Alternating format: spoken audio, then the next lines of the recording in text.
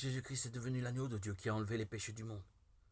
Il est écrit qu'il les a pris par son baptême. Aujourd'hui, près de 2022 ans sont écoulés depuis qu'il a enlevé le péché. Et comme vous et moi vivons dans ce monde depuis notre naissance, tous nos péchés sont compris dans le péché du monde. Sans faire de distinction entre le péché originel, nos propres offenses quotidiennes, n'avons-nous pas péché depuis que nous sommes nés? Jésus sait que nous péchons du jour de notre naissance à celui de notre mort, et il a enlevé tous nos péchés d'avance. Le voyons-nous maintenant? Si nous vivions jusqu'à 70 ans, nos péchés seraient suffisants pour remplir plus de 100 camions. Mais Jésus a enlevé par son baptême tous les péchés une fois pour toutes, pour tout le monde. Il a emmené tous nos péchés avec lui sur la croix.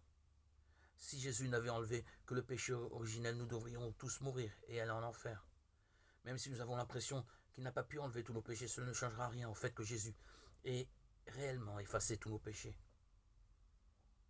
Combien de péchés peut-on commettre dans le monde? Tous les péchés qu'on commet sont compris dans tous les péchés du monde. Quand Jésus a demandé à Jean-Baptiste de le baptiser, c'est exactement ce qu'il voulait dire. Jésus a attesté lui-même qu'il avait pris tous nos péchés. Dieu a envoyé son serviteur au devant de Jésus et a fait baptiser Jésus par lui. En étant baptisé par Jean-Baptiste, le représentant de l'humanité, en baissant sa tête devant lui pour être baptisé, Jésus a enlevé tous les péchés de l'humanité.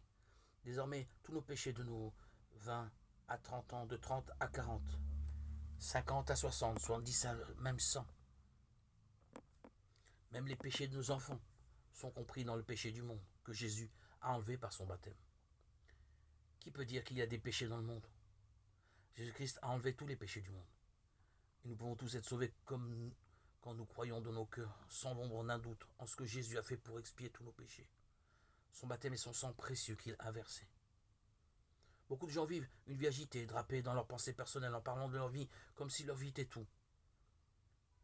Mais il y a ceux qui vivent très durement. Beaucoup de gens, y compris moi-même, ont vécu des vies agitées. Comment pouvons-nous ne pas comprendre, ne pas accepter l'évangile? À notre émission